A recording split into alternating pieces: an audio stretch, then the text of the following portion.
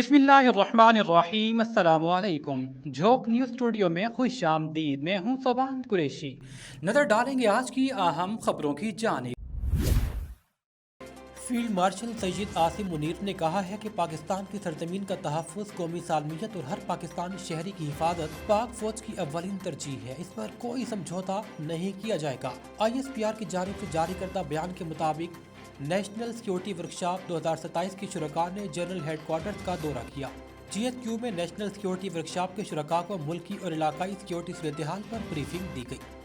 National defence university کا یہ اہم تربیتی پروگرام NSW-27 ارکان پارلیمنٹ، سینئر سول اور عسکری افسران، ماہرین تعلیم اور سول سوسائٹی کے نمائندگان کو ایک پلیٹ فارم پر لاتا ہے۔ آئی ایس پی آر کے مطابق آرمی چیف نے قوم کے اتحاد کو پاکستان کی اصل قوت قرار دینے کے عزم کا اظہار کیا۔ انہیں پاکستان کے علاقائی اور داخلی سیکیورٹی ماحول اور مجموعی قومی سلامتی کی صورتحال پر مفصل بریفنگ بھی دی گئی۔ شرکاء کو ملک میں جاری غیر قانونی سرگرمیوں کے خلاف اقدامات سے آگاہ کیا گیا، جن میں اسمگلنگ، منشیات کی ترسیل اور منظم جرائم کے نیٹ ورک کے خلاف کریک ڈاؤن شامل ہے۔ بریفنگ میں سرحدی انتظام بہتر بنانے اور غیر قانونی غیر ملکیوں کی واپسی کے اقدامات پر تازہ پیش رفت بھی شیئر کی گئی۔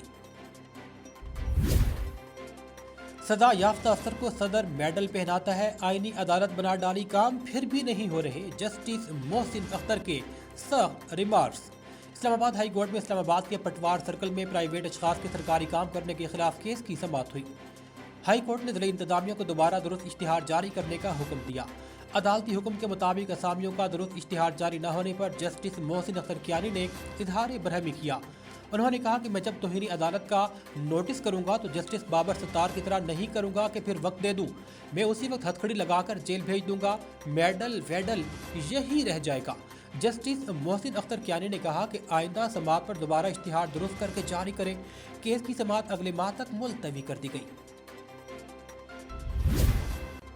سندھ کی حکمران جماعت پیپلز پارٹی صوبے میں نافذ بلدیاتی قانون میں بعض تبدیلیاں کرنے جا رہی ہے۔ ذرائع کے مطابق اس حوالے سے محکمہ بلدیات سندھ اور محکمہ قانون کے ماہرین سندھ لوکل گورنمنٹ ایکٹ 2013 میں متوقع ترامیم پر مبینہ ڈرافٹ کی تیاری میں مصروف ہیں۔ باضابطہ منظوری کے لیے سندھ کابینہ کے اجلاس میں ڈرافٹ کو پیش کیا جائے گا، جس کے بعد اسے سندھ اسمبلی سے منظور کروایا جائے گا۔ اس حوالے سے وزیر اعلیٰ سندھ سید مراد علی شاہ نے 1 دسمبر کو سندھ کابینہ کا خصوصی اجلاس بھی طلب کر لیا ہے۔ وزیر اعلیٰ سندھ کی سفارش پر گورنر سندھ نے صوبائی اسمبلی کا اجلاس پہلے ہی طلب کر رکھا ہے۔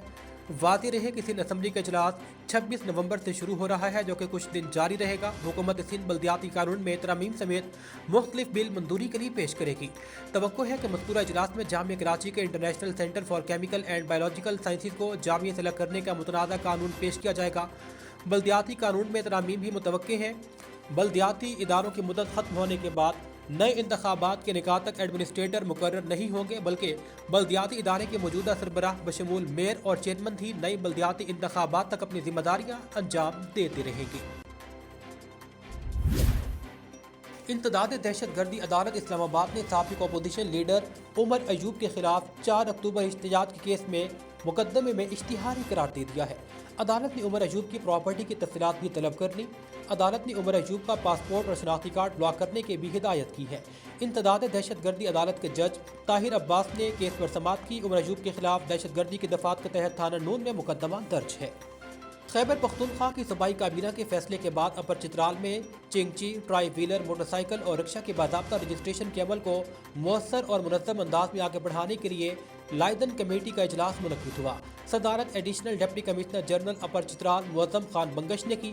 Assistant commissioner under training excise and taxation officer Ubaid ur-Rahman, traffic incharge اور دیگر متعلقہ محکموں کے افسران شریک ہوئے۔ اجلاس میں بتایا گیا کہ صوبائی کابینہ کے فیصلے کے مطابق 1 دسمبر سے اپر چترال میں پہلی مرتبہ چنگچی، رکشہ اور ٹرائی ویلر کی باقاعدہ رجسٹریشن شروع ہوگی، جس کا مقصد ٹریفک نظام کو مزید بہتر بنانا ہے۔ جھوک نیوز اسٹوڈیو میں فی الوقت اتنا ہی۔ ہر خبر پر گہری نظر رکھنے کے لیے جڑے رہیے گا جھوک نیوز کے ساتھ۔ اللہ نگہبان۔